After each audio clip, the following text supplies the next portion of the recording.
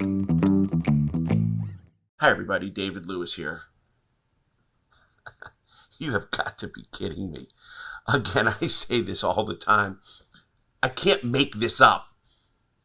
So as part of our F&I training, we have a process that we teach that we call a service program TO.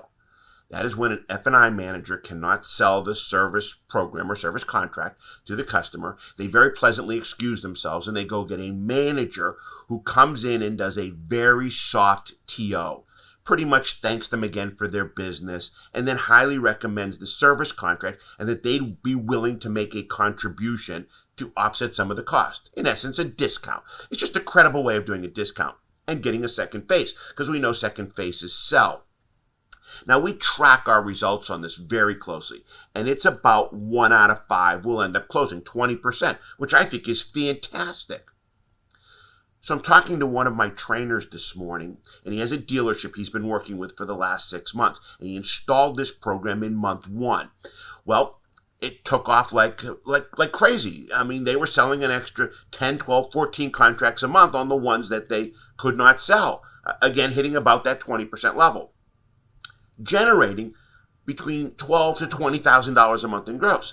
Well, the numbers have been slowly dropping. To this last visit, they're not even doing it at all. And when the trainer sat with the general manager and asked why, he said that his managers have told him they just don't have the time to do it. They don't have the time to do this? You've got to be kidding me. They will work for days and weeks to sell a car to gross $400, $500, $600, but they don't have 1 minute to go in and do this to pick up another $1,200, $1,300, $1,400 worth of gross. My trainer called me because he was concerned because the GM got a little bit upset when my trainer said to the GM, "You know how you solve this? You get new managers. Because the managers aren't doing their job. And we've trained them how to do their job, and now they're giving us excuses why they can't do their job. And we wonder why we're not making more money." Good luck, everyone.